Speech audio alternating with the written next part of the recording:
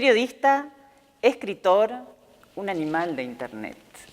Desde hace unos años se viste de rocker y sale de gira con su recital de cuentos por radios, calles y auditorios.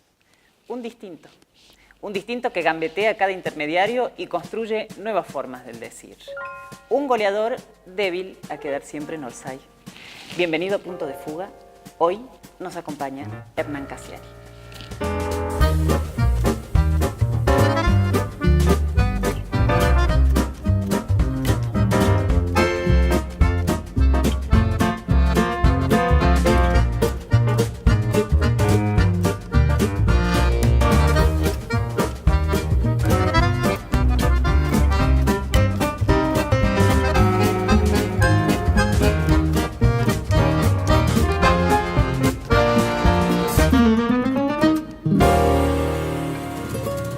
Bueno, ¿cómo le va Casiari? Ahora mejor. Ah, le va mejor. Ahora mejor. Lo veo relajado. Sí, estoy bien. ¿Usted prefiere que lo trate de usted o que lo tutee? Ah, no, a mí me encanta que me traten de usted. Es lindo, Es es lindísimo. lindo. Te Es sentís- un intercambio picante En Colombia me dicen don, en realidad no a mí, a todo el mundo.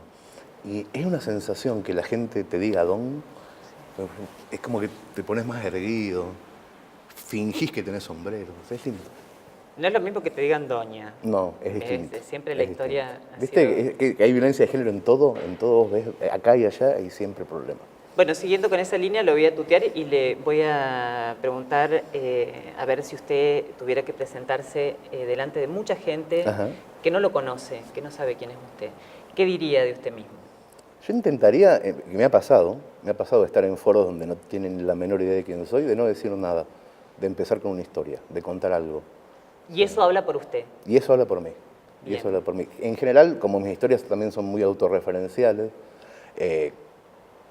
contaría cosas de mi infancia, alguna cosa de mi infancia, como por ejemplo que a los 7 años me enamoré de una nenita de la misma edad, del colegio, y cuando llegué a casa me miré al espejo y digo, ¿cómo puede ser que yo tenga más tetas que el amor de mi vida? ¿Siempre fui así, gordito? Sí, tetudo, sí, con panza. ¿Siempre? Después tuve épocas así en donde bajé tremendamente de peso. En los 90, por ejemplo, en los 90 yo era flaco. Todos eran flacos. Sí. Éramos flacos todos Sí, y cagadores. 15 años hace que ya no vive en la Argentina. Casi exactamente, en diciembre. El 26 de diciembre de este año se cumplen 15. 15 años. Ujú. ¿Y qué costumbres españolas ha adquirido? Yo tuve 3 etapas. Del 2000 al 2005, que fue una etapa de muchísima nostalgia, donde no me podía adaptar, no tenía ganas de adaptarme. Estaba como muy enamorado porque me fui, porque conocí a una catalana y me quedé ahí, ¿no? Y entonces medio como me chupaba bastante un huevo todo el paisaje, Claro. estaba como muy centrado en una historia de amor, digamos. Después bajás de la colina y te encontrás que estás en otro lado, que no están más tus amigos, que no tenés más tu trabajo, O sea, yo no fui un emigrante convencido. No me corrió la situación económica ni nada. Fui a recibir un premio a París, conocí a uno y me quedé.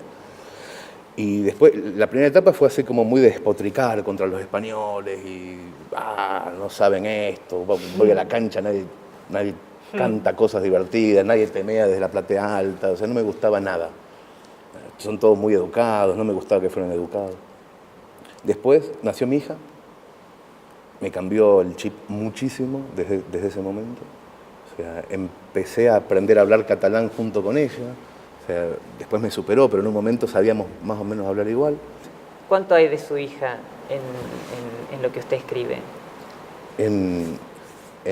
Yo a mi hija, justamente también por vivir afuera, fui como muy denso, pienso ahora, en argentinizarla, ¿no? Muy denso.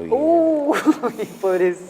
Y piensa que Argentina es un idilio paradisíaco, Claro. porque lo sabe de Argentina por mí. Bueno, después viene y también nota que hay algunas cosas que son ciertas y otras que me dice, pero papá, vos nunca me contaste que estaba tan sucio todo. Claro. Porque yo esas partes no se las contaba. A veces escribo un cuaderno secreto para que lea mi hija si me muero. Papá nació en un lugar maravilloso. Si escuchás en la tele otra cosa es mentira. Papá nació en un país al que nunca le fueron bien las cosas, pero que huele a tierra mojada y en el que mires para donde mires, siempre hay algo que es verde y alguien que es tu amigo. Hacer acordar a mamá todos los días que querés pasar un mes al año en ese lugar. Si te dice este año no o este verano no hay plata, volvé a insistir. Si es necesario, llorale una noche entera, pero no dejes de ir nunca, porque también naciste allá. El cuerpo nace en un único lugar, pero el corazón puede nacer en dos. Por eso existe la frase "se me parte el corazón". No creas en todo lo que dicen los DNI, ni el tuyo ni el de nadie. Los que notan fechas y sexos y ciudades en los documentos no saben nada. Y si los tontos de tu colegio te preguntan por qué vas cada verano al culo del mundo, vos decile, porque quiero estar completa.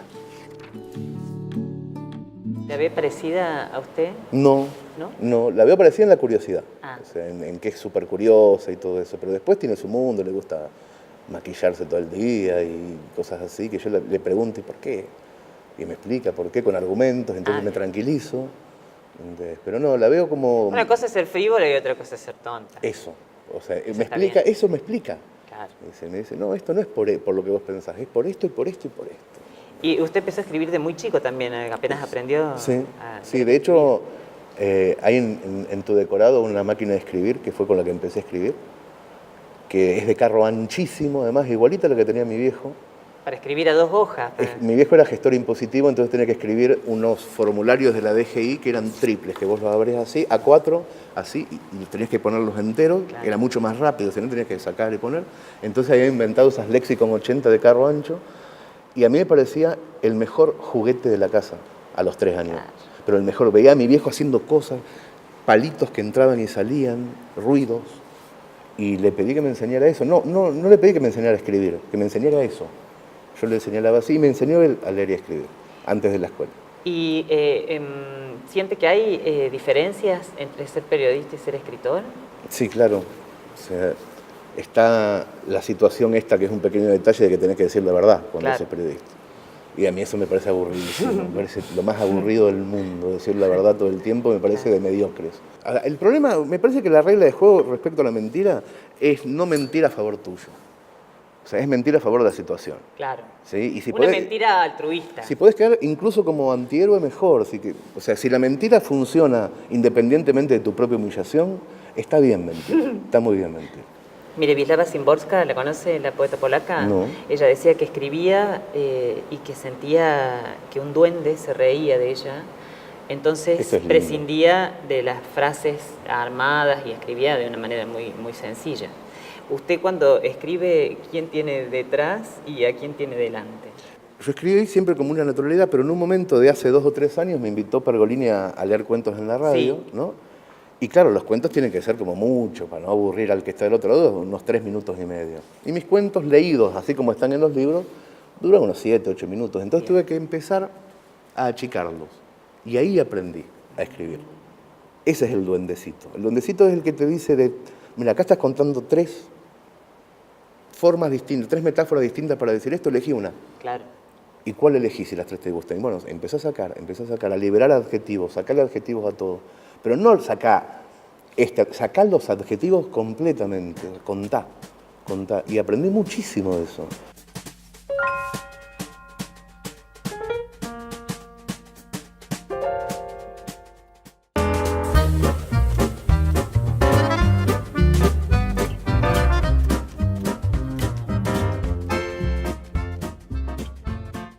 La primera tentación, cuando te hacen una entrevista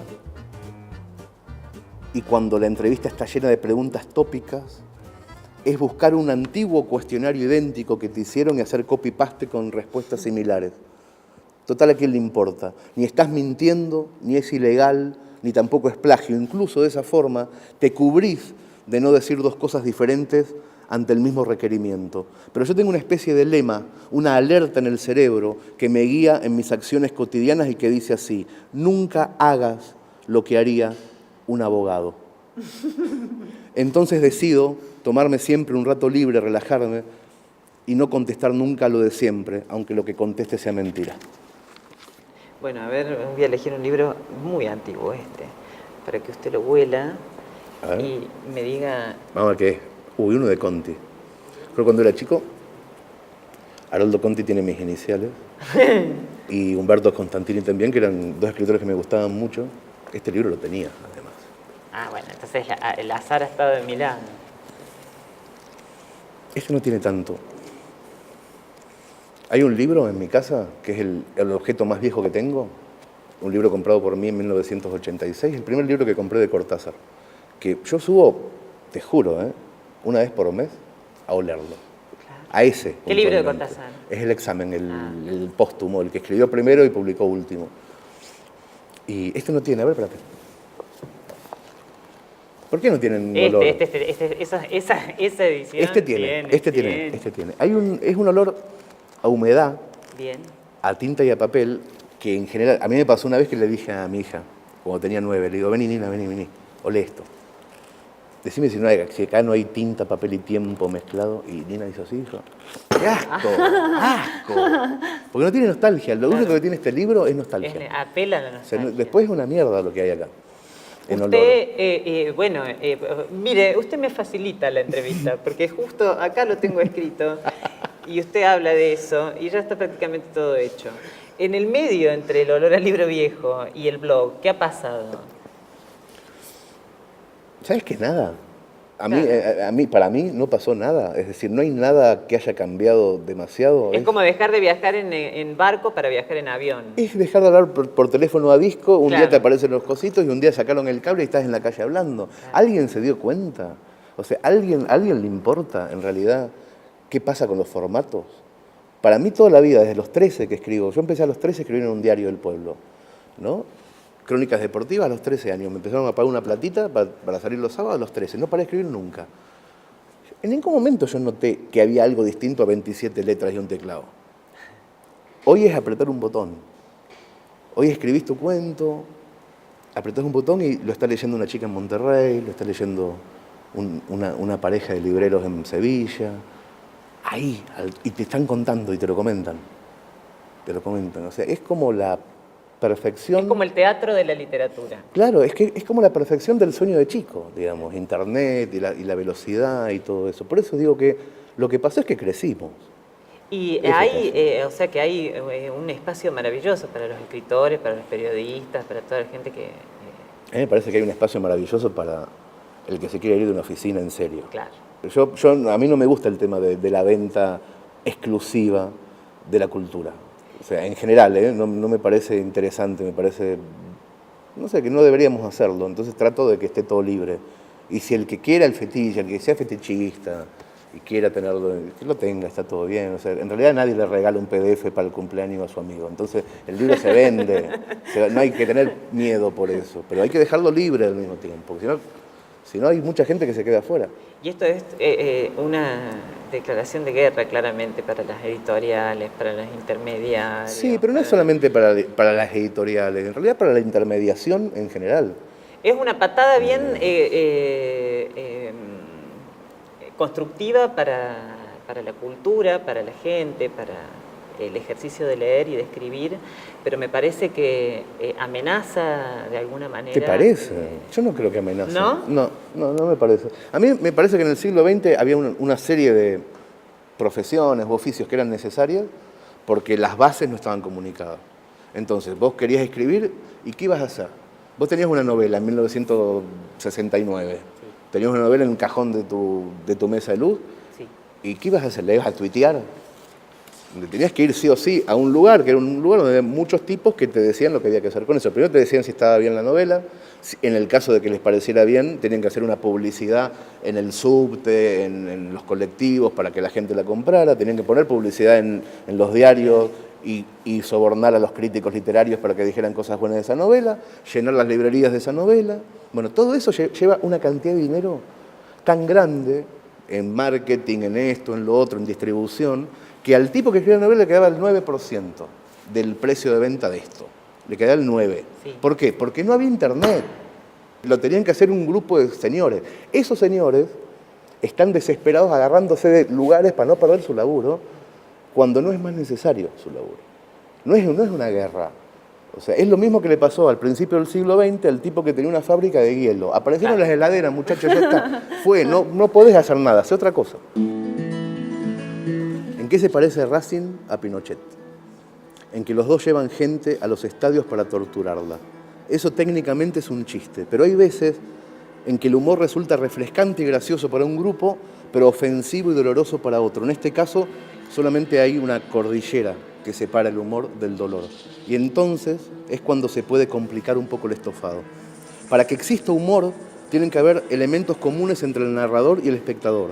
Debemos saber que los hinchas de Racing sufrimos cuando vamos a la cancha, que en la dictadura chilena se usaban los campos de fútbol para practicar torturas.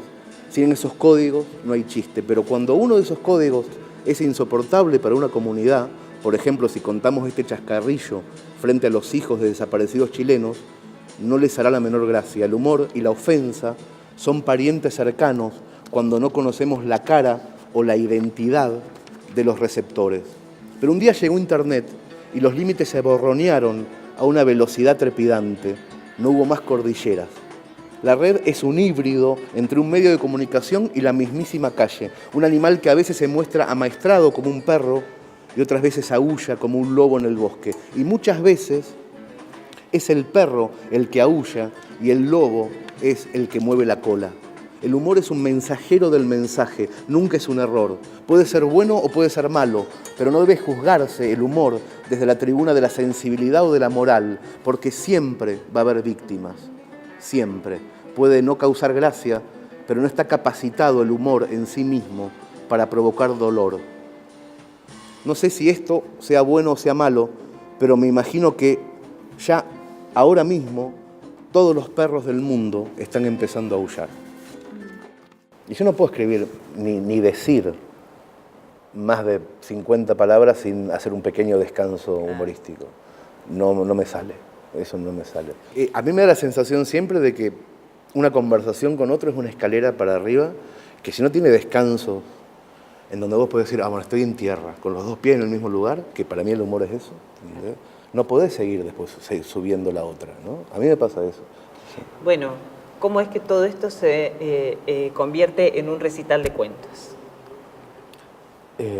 La verdad es que no tengo ni idea. Por eso que me contabas recién del público, Sí. ¿no? Yo lo empiezo a descubrir ahora, hace un año. Para mí escribir siempre fue, como es para todo el mundo, una cosa muy solitaria. Después imprimir mis libros, mi editorial y eso, y conversar con lectores, está buenísimo, pero no me había pasado nunca la emoción de un grupo grande. O sea, escuchar el moqueo. No tanto la carcajada, que es más habitual, ¿no? Que muchos se rían, pero eso. Mira, Tita Merelo decía que ella era una actriz, era buena actriz, porque ella cuando actuaba escuchaba que los monederos se abrían en el público y que eran las mujeres que sacaban los pañuelos para secarse las lágrimas. Claro. Y esa satisfacción, bueno, hay que ser un rockstar o hay que ser un actor, no hay mucho más. Es muy loco, pero es muy loco, ¿no? ¿Y eso tuviste un momento de revelación, de decir así, me voy a hacer un rockero del cuento? No, en realidad me pasó el año pasado, cuando empiezo a hacer los cuentos más cortos para Vorterix, sí. Empiezo a notar algo, que empieza a leerme gente que no es la gente de Feria del Libro, no es la gente fifí que le gusta la literatura, sino pibes. Estudiantes de... Claro, pibes que yo a veces caminaba por la calle en Buenos Aires, a veces me conoce alguien, me pide una foto, pero así muy a veces, ¿no? Y con Vorterix empezó a pasar distinto, ¿entendés? Empezó ¡Gordo dragón! Desde un auto. Pero bien, con esa onda, ¿no? De, ay, mirá un escritor. No, soy un gordo dragón que dice boludeces por la radio, buenísimo. Me empiezan a invitar a lugares que no eran los previstos, tipo el Cosquín. Cosa que yo no sabía eso, no tenía la menor idea que podía mantener atenta a tanta gente. ¿Y usted tiene conciencia de la atención del público? ¿Va sintiendo cuando el público se distrae, cuando el público se... En un punto empiezo a aprender, en un punto aprendo a... Todavía no me sé levantar, o sea, todavía no sé hacer más nada que leer, pero ya tengo noción de que si me quedo quieto con una cara en determinado punto de un párrafo, eso genera risa y no tiene que ver con esto, sino con esto. Claro. Empiezo de a poquito. A manejar las artes escénicas. A manejarlo, pero muy de a poco. Tiene que entrar así, tiene que entrar algo ampuloso. No, empiezo... No. La idea es justamente la contraria, sino empezar a contar como si no estuviera contando nada, como si fuera una charla, y meterlos adentro de una historia sin que parezca que los estoy metiendo dentro de una historia. Hacerles, ¿no? Así. Y después hay cuentos que son los que más me gusta contar, que son risita, ¡pum! Y lloran. Así, pero en 4 minutos y medio. Como un Chaplin. Sí, una cosa así. Bueno, ya nos dijo que usted es un mentiroso. Bueno, ya te dije que no es Que exactamente no es eso. exactamente un mentiroso que le miente a la gente para lastimar, sino un mentiroso altruista. Digamos, Es un filántropo. Ahí como un sándwich de verdad, digamos. Claro. ¿No? Pan mentira, jamón verdad, pan mentira. Lo que cuento tiene siempre... Esa metáfora es lujo. Lo que tiene siempre, en general, lo que cuento cuando me pongo en primera persona, cuando hablo de mis padres, o de mi hija, o de mis amigos, siempre hay una verdad. O sea, el cuento no nace de una mentira. Quiero decir, cuando yo estoy tirado en algún lado y digo, ay, quiero contar una cosa que pasó una vez en San Clemente en 1989, que me generó esta sensación tan bestia, esta emoción o esta carcajada. Entonces yo lo que agarro es esa emoción, esa carcajada y digo, ¿cómo carajo hago para que esto, que yo lo tengo muy incorporado, un día lo tenga otro? Pero así, exacto. Entonces yo tengo que adornarle, no por mentir, sino para que generen en 7 minutos que todo eso que yo ya sabía y que por eso me emocioné o por eso me desparramé de la risa, te ocurra a vos. Mi padre murió hace algunos años, llegó a ver 15 mundiales, desde el maracanazo brasileño del 50 hasta la última final de Berlín 2006. Ver 15 mundiales, creo yo, es haber tenido una buena vida. Yo llevo visto 11 y creo que con 4 más estaría satisfecho. Me gustaría que empatáramos en 15 con Roberto, que ni él viera más mundiales que yo, ni yo viera más mundiales que él. Ahora que soy adulto entiendo que mi padre y yo no conversábamos sobre fútbol nunca. El deporte nos sirvió para conectar otros asuntos. La primera vez que vi una pelota de fútbol fue en el cielo de mi pueblo, yo tendría 1 año. Alguien la hacía volar al medio de la cancha de tierra y yo pensé que esa pelota era la luna. Roberto me llevaba en brazos y me dijo, no es la luna, es una pelota. Y así empezó la charla. Después siguió en las tribunas y en los televisores, en las plateas de la cancha de Racing, donde una noche se cortó la luz, mientras Rosario Central nos goleaba y sentí su mano que me protegía de la oscuridad. La conversación siguió en los sillones de casa, un parloteo incesante que duró 6 mundiales enteros, en 2 de ellos fuimos campeones. Más tarde en los teléfonos, en los mails a deshoras, en los chats veloces que cruzaban el océano.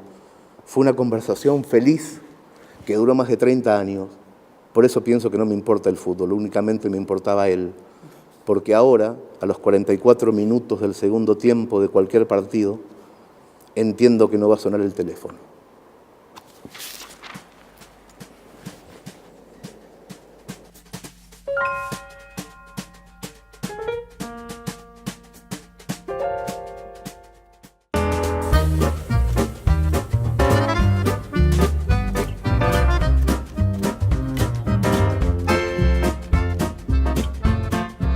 Pueden seguir el ritmo, porque esto te digo que va así. Venimos bien, ¿eh? Taca, taca, taca, No, taca. está mucho más que perfecto. Está bárbaro. No se nota en absoluto que es la primera vez que lo hace, pero ni de casualidad. Siempre he sido así. Sos una genia. Sí, fuiste a España en plena crisis económica argentina. En este contexto, Racing sale campeón, te perdés festejar, qué sé yo. No es mucho más que festejar. ¿Qué más te perdiste?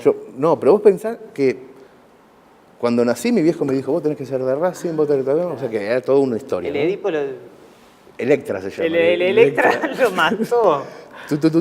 Recorrido, Racing nunca salió campeón. Había salido campeón en el 67, yo nací en el 71, mi viejo me dijo que era el mejor equipo de toda la historia y no me lo pudo demostrar con hechos. Y me decía, pero vos quédate tranquilo que un día vamos a salir campeón, vamos a hacer esto, vamos a ir a la plaza, vamos a gritar. En el 2000 me voy, en el 2001 sale Racing campeón y estaba a 12.000 kilómetros de esa promesa. Completamente. De esa promesa. Y fue tremendo. O sea, no lo disfruté. ¿Y por eso empezó con Orsay? Sí, me di cuenta que justamente ser inmigrante, independientemente de que lo hayas hecho por voluntad o no por voluntad, amor, estar en un lugar y no en el otro y no poder estar en el otro, es como cuando el jugador hace el gol, sale corriendo a festejar y no se da cuenta que atrás le levantaron el banderín. Son esos 10 segundos de humillación, claro. Ser un inmigrante. En un momento es esa humillación. Cuando está pasando algo bueno en tu país, como que la que Racing salía campeón, claro. No lo podés disfrutar. Si está pasando algo malo, que pasó en la misma época con el Corralito y qué sé yo qué, te sentís un traidor. No hay una buena.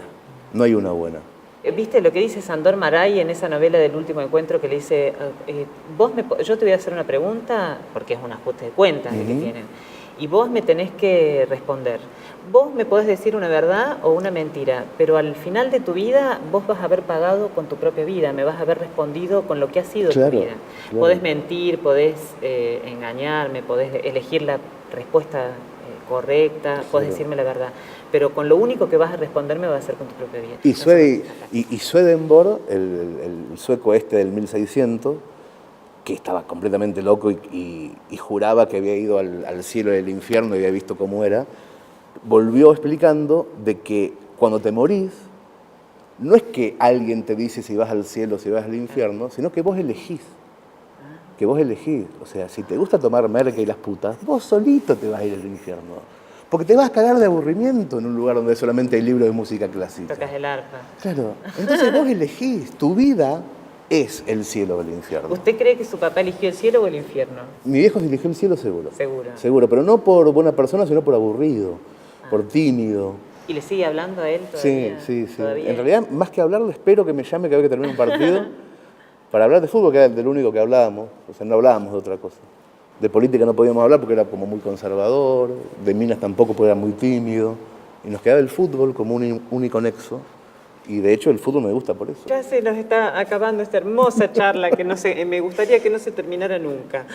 Bueno, te estaremos esperando para darte la bienvenida si en algún momento querés volver. ¿Todavía te sentís en Orsay? No. ¿No? ¿Ya no? No.